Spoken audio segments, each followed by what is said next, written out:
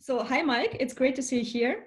I'm really happy to have you with us. You're the founder of MyFitnessPal, and I would like to know more about where. Okay, that was bullshit.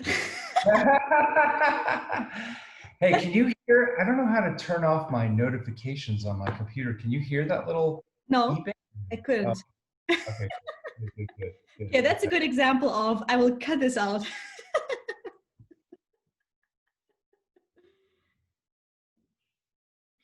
Now I can't hear you. Can Yeah, you hear me now? yeah, Okay. yeah. Um, Anyways, so hi, Mike. Okay, let's start again. Okay, We can do. let's try. Yeah. Okay, so hi, Mike. It's great to have you with us. You're in San Francisco, I'm in Munich, and in the next half hour, we'll be talking about your view of the digital space and fitness, of what you did, what worked with MyFitnessPal, and where you think the whole COVID thing will take the fitness industry in the future. Yeah, sounds great. It's great to be here. It's an honor to be here at 50. So excited to talk with you. Cool to have you with us. So maybe we could just jump into it, and you could briefly introduce yourself, who you are, what you do. Yeah, sure. So I was the CEO and one of the co-founders of MyFitnessPal. My brother was actually my other co-founder. MyFitnessPal actually was and still is, I think, the world's largest health and fitness community. So what we do is we help people make better decisions about what they eat, and we just make it really easy to track what you're eating and to understand the nutritional contents of what you're eating and make better decisions. And we started the company actually years ago in 2005. And in 2015, we sold it to UnderArmour. And I worked at UnderArmour for a few years. I actually became their chief digital officer for a while. And then I left a couple of years ago in 2018 and have been doing some angel investing and advising and being a dad mostly ever since. So it was really fun ride and I'm happy to talk about it. Cool. So you said you're also angel investor. What kind of companies are you investing into now? Oh, all kinds of different companies, honestly. Some are in the health and fitness space. Some are in eSports. I've invested in some AI companies. Honestly, I'm doing it more for fun. I wouldn't say that I'm a real professional investor. It's more just because I enjoy working with entrepreneurs. I enjoy working with startups. And so it gives me an opportunity to meet some really exciting entrepreneurs and learn about new spaces, which has been really fun. Yeah, I think you are more than qualified to speak about the future of fitness and health. So maybe we could just start with a couple of lessons that you learned while doing MyFitnessPal, while working it. What was the most important thing that you learned about doing business in the fitness space? Yeah, well, I think it's interesting. So this talk, usually I talk more often at technology conferences, and so for that audience, I think one really important lesson for us is a lot of tech companies are obviously really well versed in technology and data and how to measure and analyze all these different aspects of their products to constantly improve them. And all those techniques were really important for us when we were building MyFitnessPal. But what was surprising, but I bet not surprising to the 50 audience, is how important the human element of everything that we were building was, how important it was to really have deep empathy for the customer. You really have to understand what the customer is struggling with, what challenges they have, and how you can help them overcome those challenges. And it just leads to some really, at least for us, surprising insights. So for example, I'll give you one example. Mm-hmm. We were working on a coaching product. So we were trying to figure out if it would be worthwhile, if it would be helpful to introduce a human coach to MyFitnessPal customers. And the results were actually really interesting. So it was a really simple coaching interface. All it was actually text messages. So the coach would just text message with our users, and so it didn't involve any heavy lifting around setting up phone calls or video chats or anything like that. It was just text messages, and just that alone ended up increasing our retention rates for the few cohorts that we piloted this with. Retention rates would go up to like 90+%. I mean, it was crazy. It was like That's great difference compared to without human intervention. But what's even more interesting was as we were trying to work with these coaches and figure out how to keep people engaged, they were trying all these different experiments around what keeps people interested, what lets us re-engage with them, motivate them. And one thing that we found was that vacations were a big quitting point.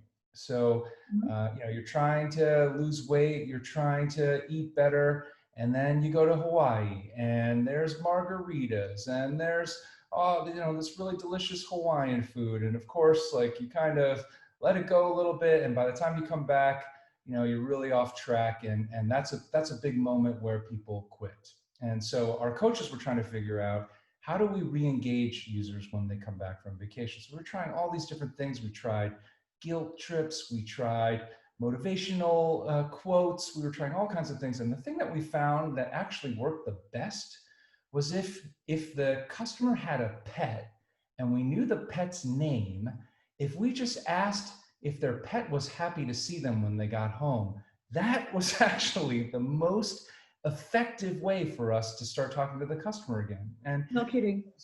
Yeah, it was such a surprising insight. But what we realized was that, look, like if you really empathize with the customer, you realize that, when they're coming back from vacation, they feel a lot of guilt, right? Like they were supposed to be, trying to at least like not gain weight during their trip away, or, trying to make slightly better decisions. Enjoy your vacation, and the coaches would try to give them a lot of permission to do that. But they'd feel a lot of guilt. The coach was kind of the last person. They were just embarrassed to talk with them. But the pet question was actually like a safe way to re-engage with your trainer. So like that's just one kind of weird but interesting example of how humans, like people are analog. They're not digital. You can't just program them. You have to really think about what drives them, what motivates them. And again, the challenges that they face, and the more empathy that you can have and really understand the challenges that your customer has, the more likely you are to be able to help them. Which kind of means you don't always need tech to solve the problems. Yeah, no, absolutely. I mean, I think, look, I love technology. I've loved technology since I was, a kid, but I find that a lot of people are focused on the wrong things when they're building tech companies. They're focused on the technology. Instead, they should be focused on their customer, on the customer's problems, right? So technology is just a tool. And so, and in many cases, technology is not even the right tool to solve the customer's problems. Like, as an example, look, I think tech will absolutely have and is having a big role in health and fitness, but it's not the only, it's not the end all be all, like I really believe in the human aspects of health and wellness. And so again, that coaching example is a great example of how dramatic an impact even just text messages from a human being can have on a customer's success. It's hard to feel accountable to a computer. I don't feel accountable to my MacBook, right? But I feel accountable to my friends. I feel accountable to my coach. I feel accountable to my trainer. I have a relationship with them that you just cannot have with a MacBook, right? And so I think, I think humans, coaches, trainers will have a big role, continue to have a big role in fitness and in health. And technology, at least my view on technology is it really needs to enhance that relationship, not replace it together. I think the starting point should always be, what does the customer need? What are the problems that they have? How can we solve them? And what are the best tools to solve those problems, So that's one thing that I've really noticed. Like COVID is definitely providing a lot of tailwinds for digital fitness. The uptake in in MyFitnessPal usage.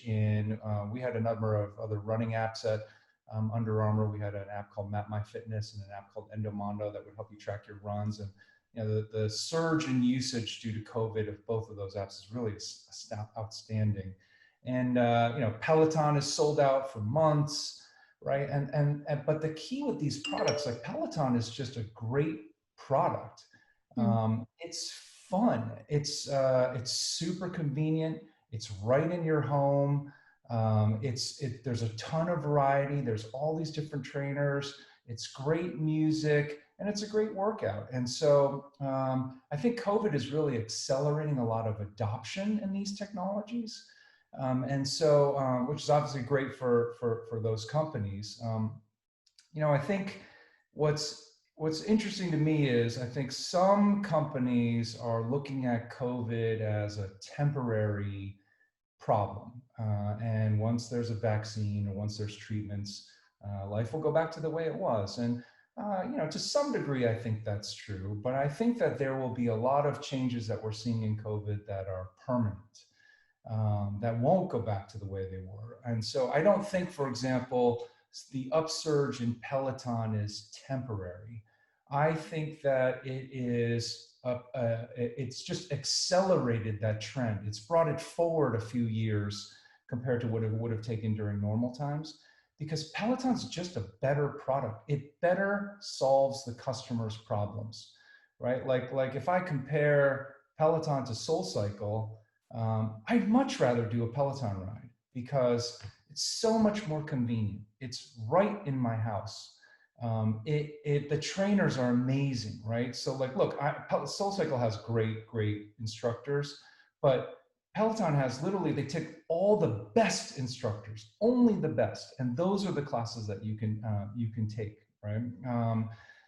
Just everything about the experience to me. I mean, I'm sure there are a few things that I'm sure people would prefer about SoulCycle, but in general, I think that trade-off is one that I think a lot of customers would prefer is the convenience of having it at home.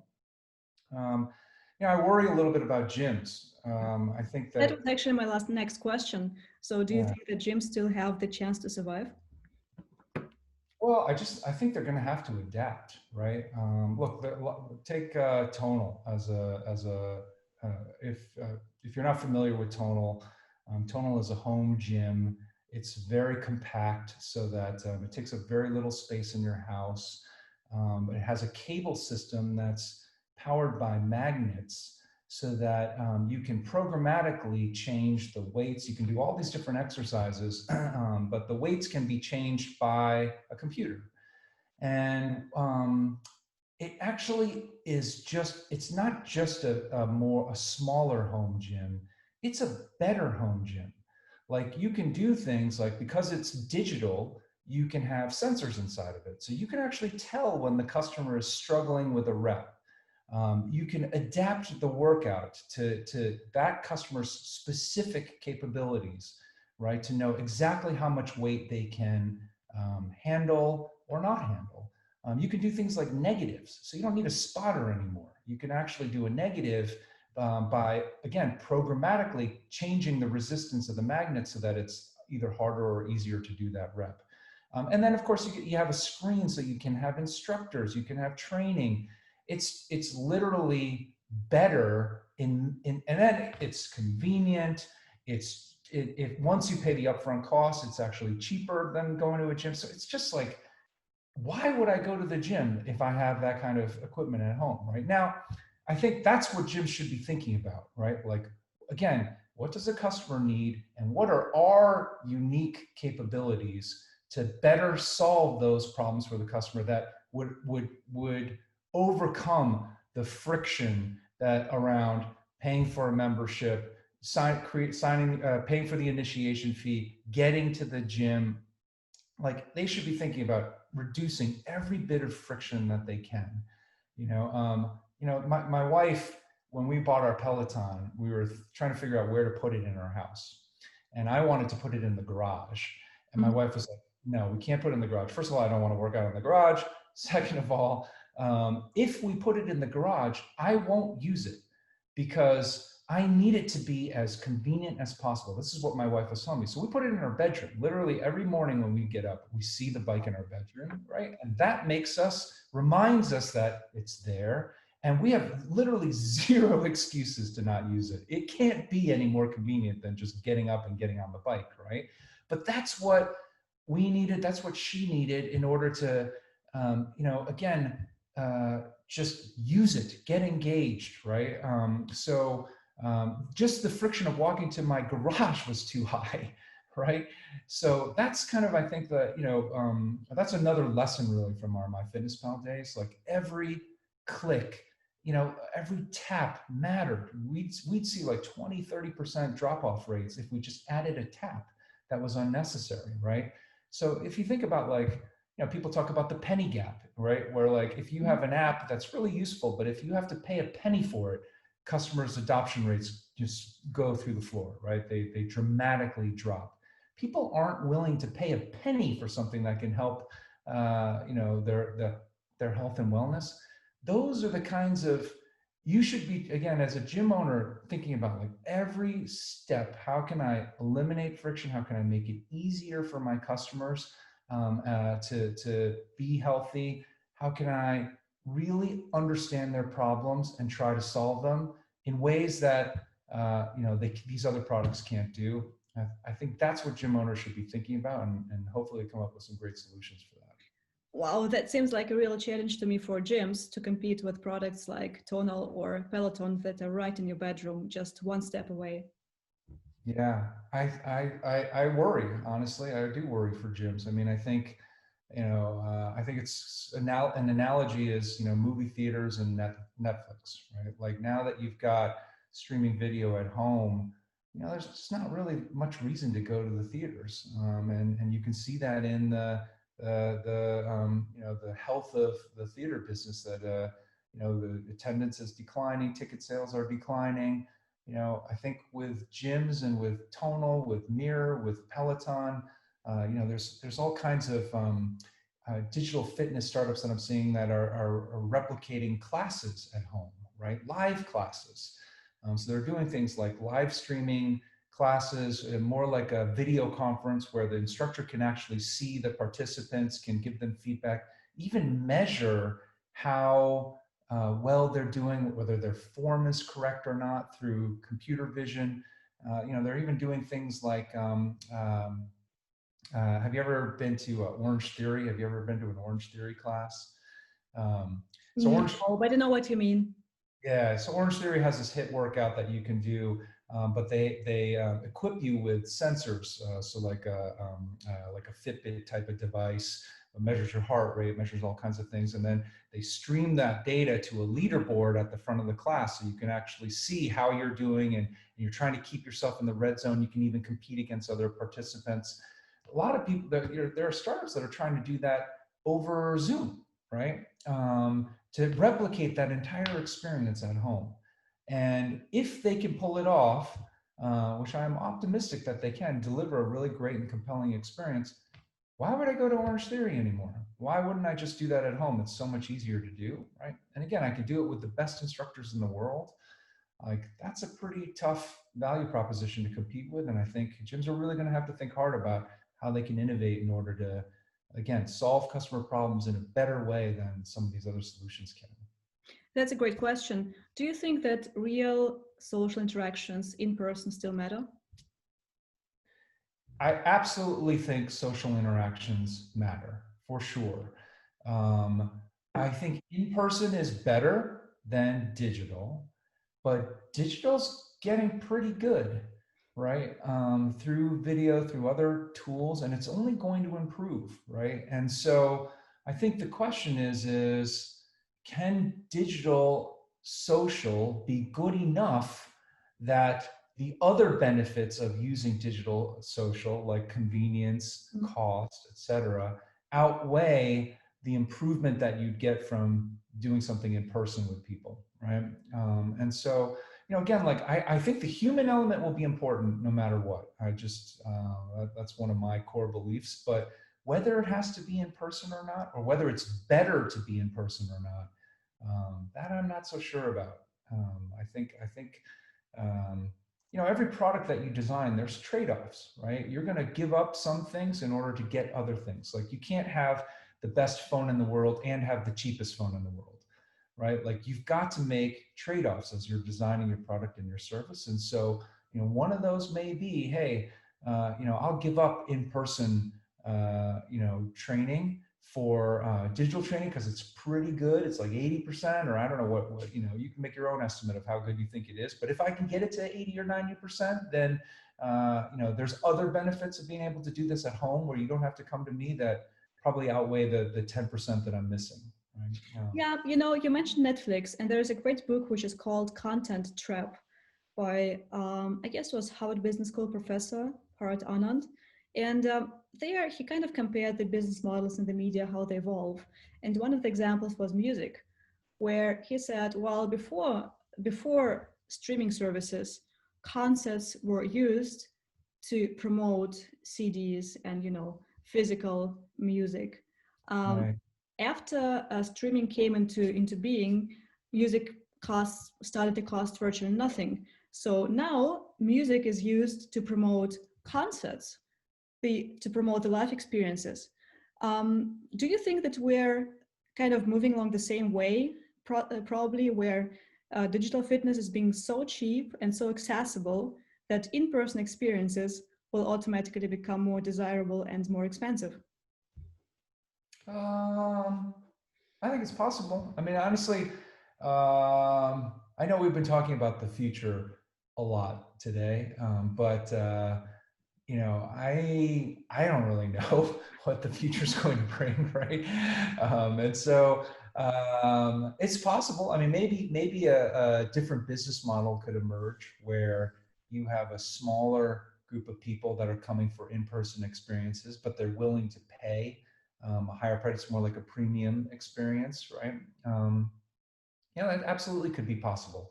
I don't know. Again, I think it's just got to come down to, again, really understanding that customer. What do they need? What do they want? What would they value, right? And how can I deliver a solution that, is competitive against the alternatives that they have out there to solve that problem?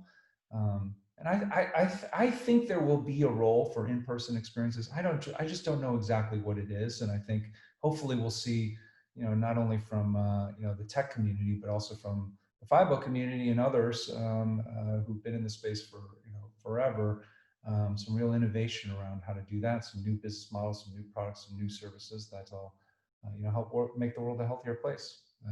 That's what we're all working for. Absolutely. Let's talk a little bit about the trends. So we know that COVID accelerated the whole, digital fitness industry by, I don't know, 3 to 10 years maybe, right? Yeah. So we've talked about the home fitness, we've talked about apps. What kind of trends do you see that you think are getting more accelerated now with COVID and will keep accelerating in the future? Well, I don't know if this is a COVID trend, but I do think that there are interesting new technologies that are emerging that will just provide new data and new capabilities that will allow new types of innovation. So, for example, there's a lot of continuous glucose monitors that are starting to come to the market, and people are talking about. I don't know what's happened with it, but Google's even talking about trying to put that inside of a contact lens, right? And I don't think they ever solved that problem. But there are other competing technologies, patches that you can put on, et cetera, that will provide you with a continuous stream of your glucose levels in your blood. And so what can you do with that data? I mean, obviously it's incredibly relevant for diabetics, but what's the relevance for normal people, right? What can you learn from having that data, and are there ways to try to optimize it to improve your health, to lose weight, to prevent the onset of diabetes, right? It's just an interesting capability that I think there will need to be both science and innovation product innovation around to take advantage of. Again, there's like improving capabilities around computer vision so that we can do, even physical therapy remotely, so that I can actually, assess, for example, your range of motion and literally see, okay, how far up can I move my arm above my head and measure it to the exact number of degrees through computer vision, right? Of whatever range of motion that you have. I mean, is your form correct when I'm training you through Zoom? Can I tell whether you're, and you may be able to do that again, even without a human being. So that may be something where like, maybe you don't provide the motivation through technology or the accountability through technology, but you can provide, form correction and form improvement through technology. Those are some of the kinds of things that are coming. I feel very confident actually that those things will be here soon, and it'll just be really interesting to see how people use them. I don't know, like another COVID trend that I think is super interesting is around telemedicine. So I'm getting old, and yeah, so am I. That's bad. yeah, so my body is not holding up as well as it did when I was 20. And so like I joke with my physical therapist that he's like my best friend because I'm constantly in there for something. Whether it's a knee or a shoulder or whatever. And so when COVID hit, I couldn't go and see him in person anymore, but he started doing telemedicine visits. And so I actually had a new problem I had with my shoulder, and he diagnosed it over Zoom. So over Zoom, and obviously it's not as good. Again, it's not as good as me being able to go see him. He can't do any of his normal manipulations, or there's a lot of diagnostics that he could have done in person that he couldn't do remotely. But even over Zoom, he was able to figure out what my problem was, and prescribe for me, various exercises, various stretches, etc., to improve it.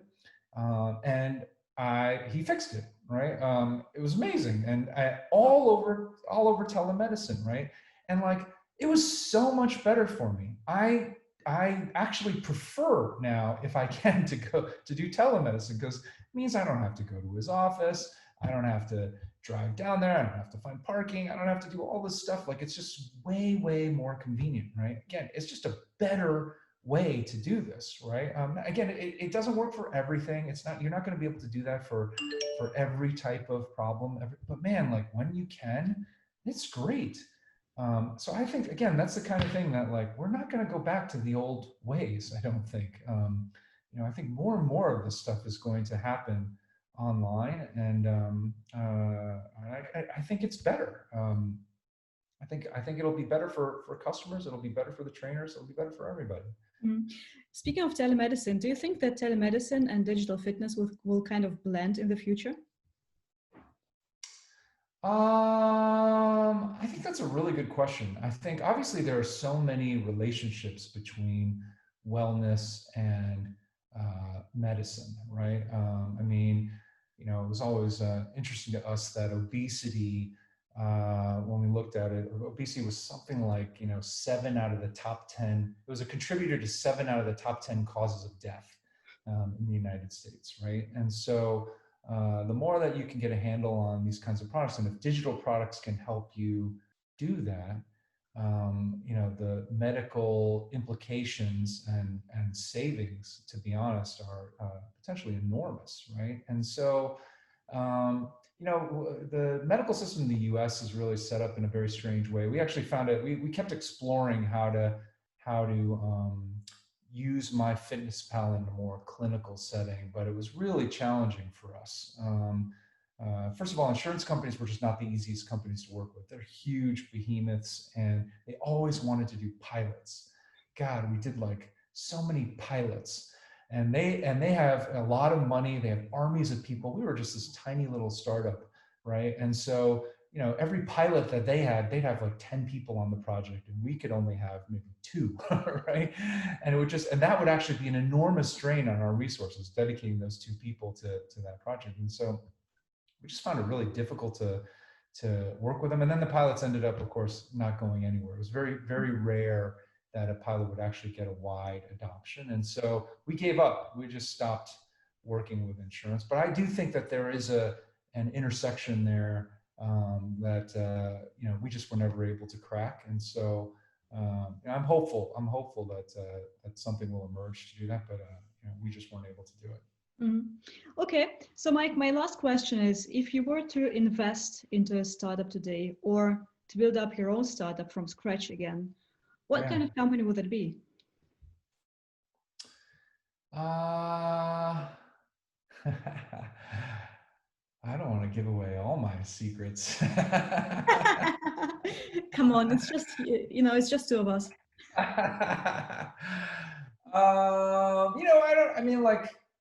I think the thing that I probably look for the most when I'm thinking about investing in a startup is how customer focused the founders are, because I just see that as such a widespread issue where the founders are not thinking deeply enough about the customer.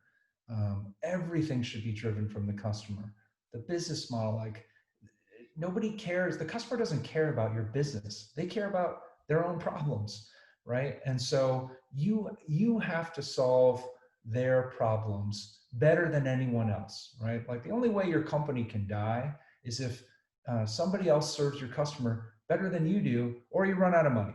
That's really the only two ways that you can die, right? And so like your job as a CEO, as a founder, is to not let those two things happen, right? Don't run out of money and don't let somebody else solve your customers' problems better than you do, right? And so that's what I really look for in founders is, do you really understand your customer? Do you live and breathe your customers' problems? Are you thinking relentlessly about how to solve those problems for them in the best, most elegant, like thoughtful trade-offs way? If you're doing that, you're going to do all right. And so that'd be my advice, I guess, to any founders out there. Okay, but still suppose we have this combination of a thoughtful founder. So what kind of field would that be for you where you would be willing to invest your next 100K, 500K, whatever? Yeah. We look at all kinds of stuff. So again, I love health and wellness. It's such an awesome space. It's so gratifying to be able to work on something that is improving people's lives. A lot of people for a long time really knocked Silicon Valley and technology companies for working on trivial problems. And this is not a trivial problem. Wellness is not a trivial problem at all. It's a really meaningful problem in people's lives. And it's just so amazing. Like we would get these emails from customers on thanking us for saving their lives. And like, that's way too much credit for us. Like we did not they were the ones that were doing the hard work, right? They were the ones that were making all these incredible changes in their lives. So they were giving us way too much credit for those changes. But to even have played a small role in that, this is awesome. Like that's such a great feeling, right? And so I love the space. I definitely look for, there's all kinds of new things coming up. Like I said, we talked about a bunch of them already that I think are interesting. I think there's more. I think injury prevention, I think, is a really interesting area that I think is something that not enough people are thinking about, but is a huge driver for why people stop exercising or lose some wellness habits. So that's an interesting area, but I don't know. Again, I don't like to predict too much where I think the future will go, because I don't really know. But more than anything, I think I look for, if that's a product that I want to use, that's a pretty good sign that to me that they've got something special. Perfect. Thank you so much, Mike, for sharing your insights. I learned lots of things today. Great. Thank you. Glad. I did too. So, no, it was really fun. It was great to be here again. It's really an honor to be here at 5.0, and hope everybody's enjoying the conference.